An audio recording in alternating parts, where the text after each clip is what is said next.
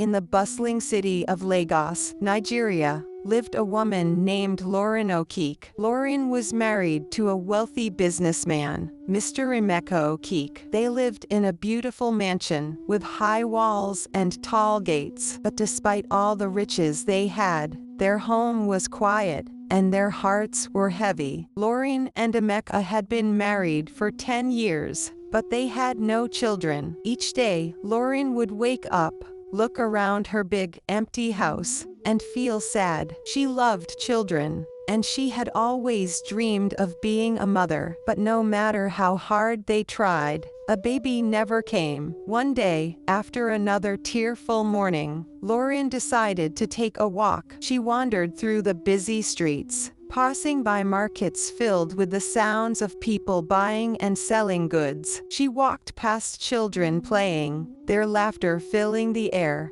which made her heart ache even more. Finally, she found herself standing in front of an old building. It was the Lagos Orphanage, a place where children without parents lived. Lauren felt a pull in her heart, and without thinking, she pushed open the gate and walked inside. The orphanage was full of children of all ages, some playing with toys, others reading books, and some just sitting quietly. Lauren's eyes filled with tears as she looked at the children. They had no parents, no family, but still, they smiled and played. Suddenly, Lauren noticed a little girl sitting in a corner by herself. She had straight black hair and small eyes that looked up at Lauren with curiosity. The girl was clearly not from Africa. She was Asian, and her small frame made her look even more alone in this big place. Lauren walked over to the girl and knelt down beside her. "Hello, my dear," she said softly. "What is your name?" The little girl looked at her shyly and whispered, "My name is May." Lauren smiled warmly. "That's a beautiful name, May. Where are you from?" May looked down at her small hands and replied, "I don't know. I came here when I was very little." Lauren's heart broke for May. This tiny girl had no one in the world. She knew at that moment what she had to do. Lauren stood up, took May's hand, and walked over to the orphanage director. "I would like to adopt May," Lauren said with determination. The director looked surprised. "Are you sure? She is not African, and many people might not understand your decision." But Lauren nodded firmly. "I am sure. I love her already, and she needs a family. I want to be her mother." The adoption process was quick, and soon Lauren was driving home with May beside her. As they entered the mansion, Lauren looked at May and said, "Welcome home, my daughter." May smiled for the first time since they met. But as Lauren introduced May to her new life, she knew not everyone would be as welcoming. She knew that there would be challenges ahead, not just for her but for May as well. But Lauren was ready. She would face whatever came her way because, in her heart, May was her daughter, no matter what anyone said. The first few days with May in the Okeke household were a mix of joy and adjustment. Lauren took great care in making sure May felt comfortable in her new home. She decorated a room just for May, filling it with soft toys, colorful books, and warm blankets. May seemed to like the room, but she was still very quiet, always holding onto her small doll, a reminder of her past. Lauren spent her days with May, teaching her about their culture, taking her to the park, and introducing her to the neighbors. However, Lauren noticed that whenever they were out, people would stare at them. Some whispered to each other, while others gave Lauren questioning looks. She knew they were wondering why a black woman had adopted an Asian child. One afternoon, Lauren decided to take May to the market to buy some fresh fruits and vegetables. As they walked through the crowded streets, they were met with curious glances. A group of women, who were busy selling tomatoes, stopped talking when they saw Lauren and May approaching. "La, Lauren, long time no see. One of the women, Mama Nkechi, called out, waving at her, but as she noticed May holding Lauren's hand, her smile faded slightly. "Is this your daughter?" she asked with a hint of surprise. "Yes, this is May," Lauren replied with a proud smile, gently squeezing May's hand. Mama Nkechi exchanged glances with the other women. "But she doesn't look like you. Where is she from?" Lauren kept her smile, but felt a twinge of unease. "May is from Asia. I adopted her from the orphanage." The women exchanged more glances, and one of them, Auntie Kioma, shook her head. "But why would you adopt a child who is not from here? We have so many children in need right here in Nigeria." Lauren took a deep breath. "It doesn't matter where May is from. She needed a family. And I needed a daughter. Love has no borders." The women fell silent, clearly not knowing how to respond, but Lauren could feel their disapproval. She finished her shopping quickly and headed home with May. As they walked back, May looked up at Lauren with wide eyes. "Why were those women looking at me like that?"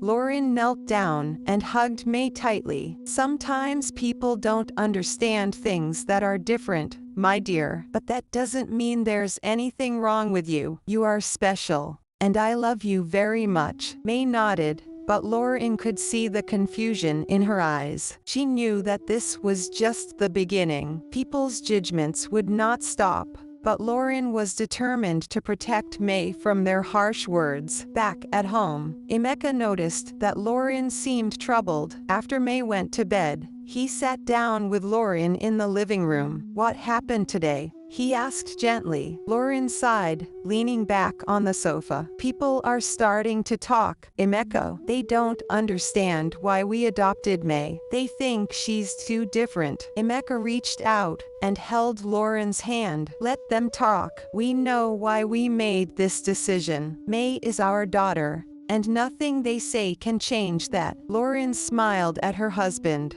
feeling reassured by his words, but deep down, she knew that their journey as a family was only beginning. There would be many more challenges ahead, but Lauren was ready to face them all. May was her daughter, and she would do whatever it took to keep her safe and happy. The weeks passed, and Lauren did her best to shield May from the whispers and stares. She enrolled May in a prestigious international school, where she hoped May would feel more accepted. On May's first day, Lauren held her hand tightly as they walked through the school gates. The school was bustling with children from different backgrounds. Some were from Nigeria, others from Europe, America, and Asia. Lauren hoped this diversity would make it easier for May to fit in, but as they walked through the hallway, Lauren noticed a group of girls pointing at May and whispering. She tried to brush it off, but May noticed too. Her little hand squeezed Lauren's tighter. "Mommy, why are they staring at me?" May asked, her voice filled with worry. Lauren bent down to May's level and looked her in the eyes. "They're just curious, my dear. You're new here, and they don't know you yet, but soon, they'll see how wonderful you are." May nodded, though her eyes still showed a hint of doubt. In class, May was introduced to her new classmates by her teacher, Mrs. Adwale. "Class, this is May O'Keefe. She's joining us today. Let's all make her feel welcome." Some of the children smiled at May, but others just stared, their eyes lingering on her different features. May quietly took her seat at the back of the class, feeling very small and alone. The school day dragged on for May. She felt like she didn't belong. During recess, while the other children played together, May sat alone on a bench, holding her doll close. She missed the comfort of the orphanage, where no one had stared at her like this. Later that evening, as they sat down for dinner, Lauren noticed that May was unusually quiet. She wasn't touching her food, just pushing it around on her plate. "May, sweetheart, how was school today?" Lauren asked gently. May looked up at her with sad eyes. "They don't like me, Mommy. The kids at school, they stared at me and didn't talk to me." Lauren's heart sank. She had hoped that school would be a place where May could make friends and feel accepted, but it seemed the world was not as welcoming as she had wished. Emeka, who had been listening, put down his fork and looked at May. You know, May, sometimes people need time to understand new things. You are unique and special, and it might take some time for others to see that, but we believe in you, and we're here for you. May nodded, but she still didn't touch her food. Lauren reached out and took her small hand. Tomorrow is a new day, May. Things will get better, I promise. That night, after May went to bed, Lauren and Emeka sat in the living room,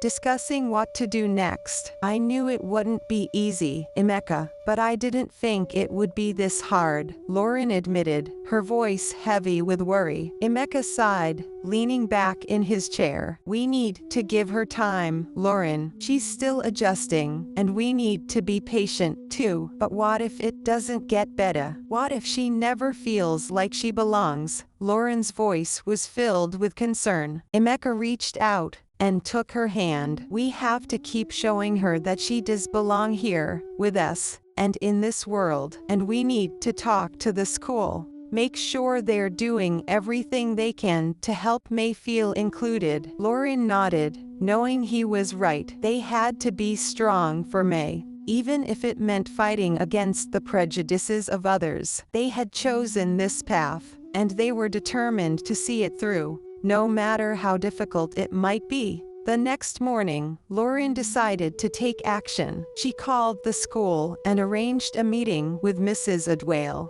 May's teacher, and the school principal, Mr. Balagun. She wanted to make sure that May was supported in every way possible. When Lauren arrived at the school, she was greeted by Mrs. Adwale, who led her to the principal's office. Mr. Balagun, a tall man with a serious expression, welcomed her and motioned for her to sit down. Mrs. O'Keefe, we understand your concerns, Mr. Balagun began. It's not uncommon for new students to take some time to adjust, especially in an environment like this. Lauren nodded, but her face was set with determination. I understand that. But May is not just any new student. She's dealing with more than just the usual challenges. She's a different race from the other children, and they're not used to that. I need to know what the school is doing to make sure she feels included and accepted. Mrs. Adwale spoke up,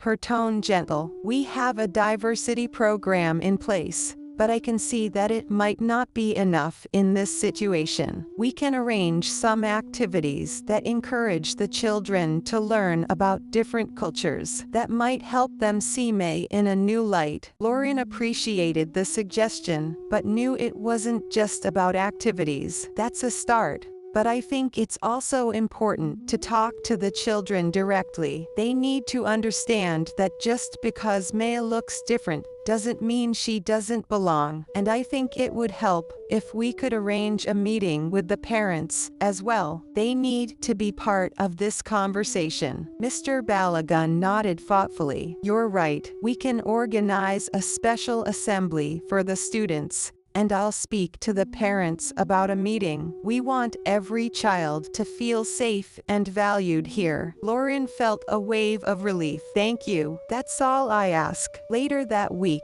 the school held an assembly where Mr. Balagun spoke to the students about the importance of acceptance and kindness. He introduced May to the entire school, not just as a new student, but as someone special who had a lot to offer. He emphasized that every student, no matter where they came from, was part of the school family. In the days that followed, things started to change. Some of the children who had been hesitant to approach May began to talk to her. They asked her questions about her doll, her favorite games, and what she liked to do for fun. May, though still shy, started to open up bit by bit. One day, during recess, a girl named Amina walked up to May. Amina was one of the more popular girls in the class, and May had noticed her from afar. "Hi, May," Amina said with a smile. "Do you want to play with us? We're going to play hide and seek."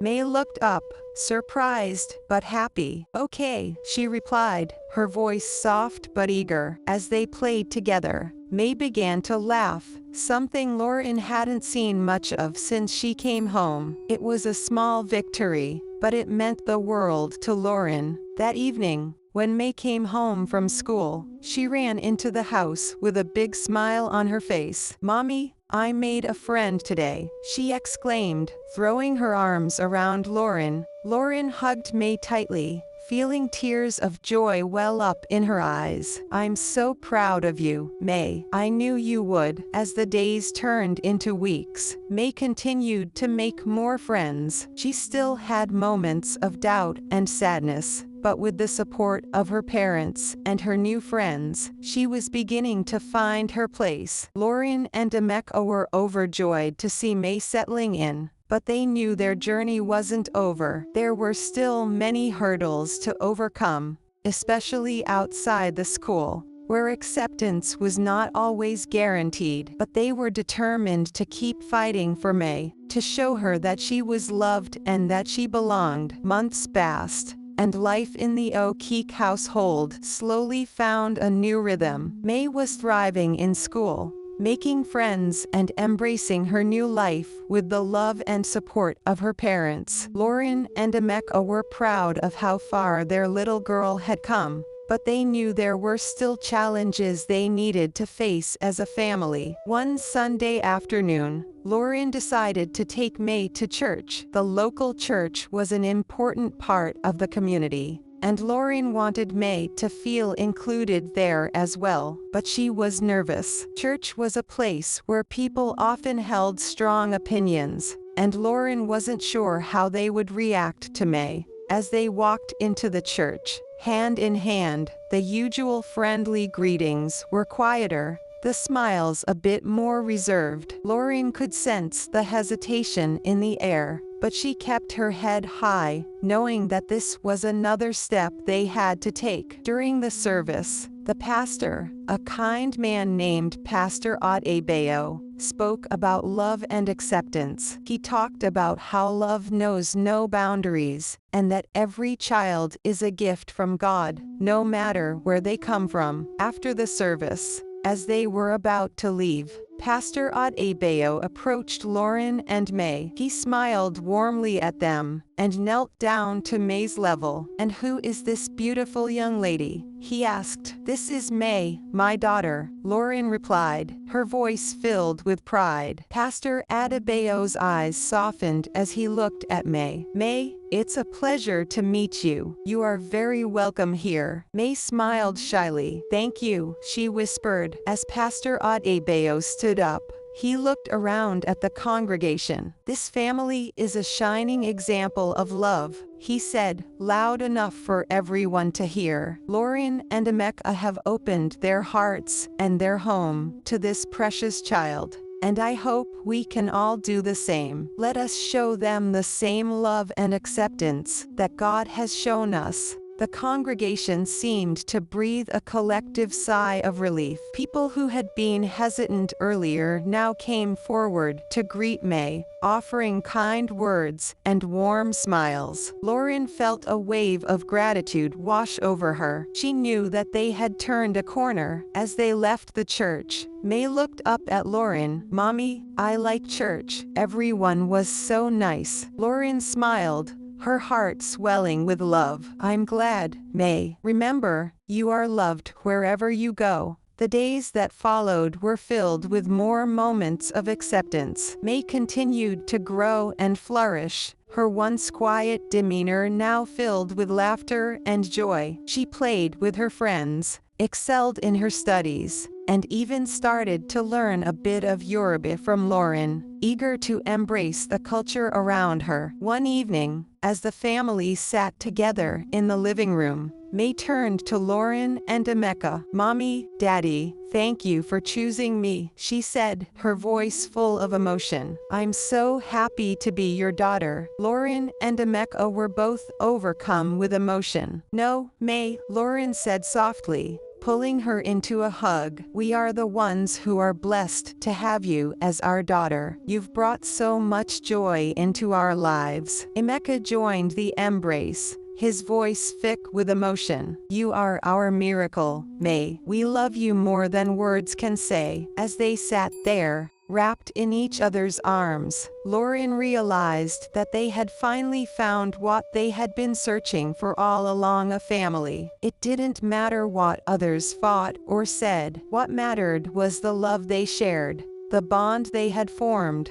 and the happiness they had found in each other. From that day forward, the O'Keefe family continued to face the world with confidence and pride. They knew that their journey wasn't always going to be easy, but they also knew that together, they could overcome anything. May had taught them that love truly knows no boundaries, and that family is not defined by blood, but by the hearts that come together in love. And so, in the heart of Lagos, in a big, beautiful mansion filled with laughter and love, the O'Keefe family lived happily, knowing that they had found something truly special each other. As time went on, May became an integral part of the O'Keefe family and their community. Lauren and Emeka watched with pride as May grew more confident, her once quiet demeanor now replaced by a vibrant and lively personality. She had embraced her new life in Nigeria,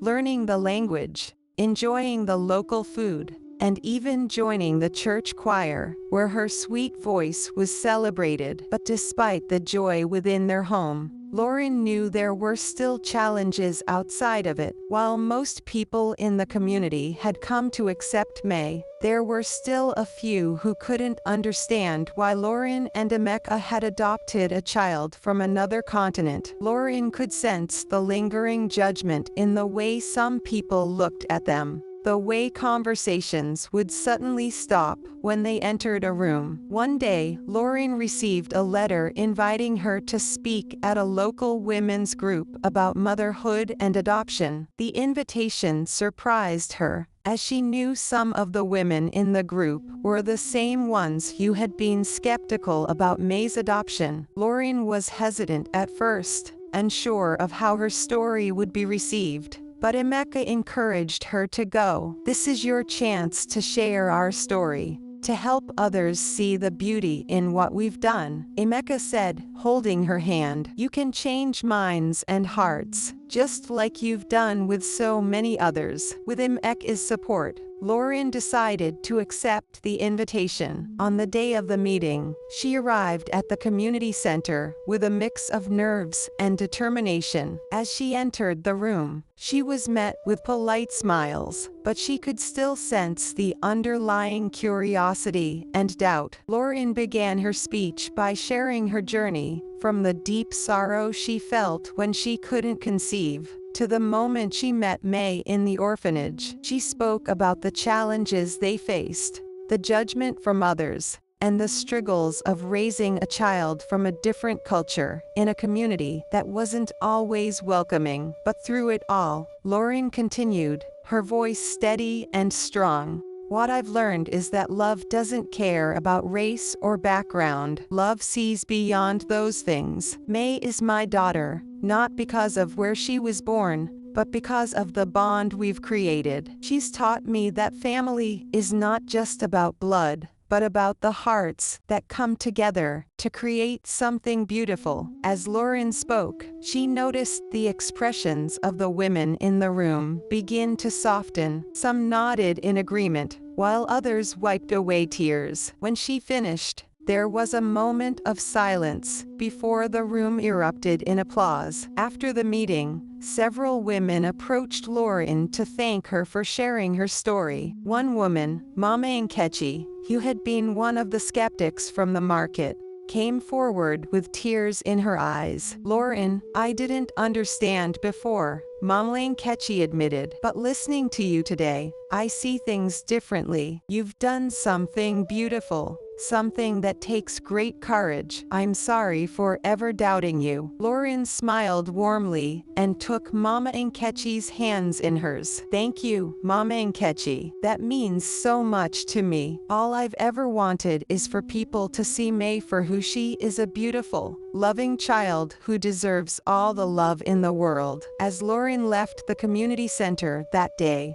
she felt a sense of peace wash over her. She had opened her heart and shared her truth, and in doing so, she had begun to change the minds of those who had once judged her. It was a small victory, but an important one. Back at home, May was waiting for her, eager to hear how the meeting had gone. "Mommy, did they like your story?" she asked, her eyes wide with curiosity. "They did, May," Lauren replied, pulling her daughter into a hug, "and I think they are beginning to understand just how special you are." That evening, as the family sat together for dinner, Lauren and Emeka shared the day's events with May. They talked about the importance of being true to oneself, of standing up for what is right, and of loving without fear or hesitation. May listened intently, her young mind absorbing every word. As the years passed, the O'Keefe family continued to grow closer. May became a beacon of hope and inspiration in the community, showing others that love knows no boundaries. She excelled in school,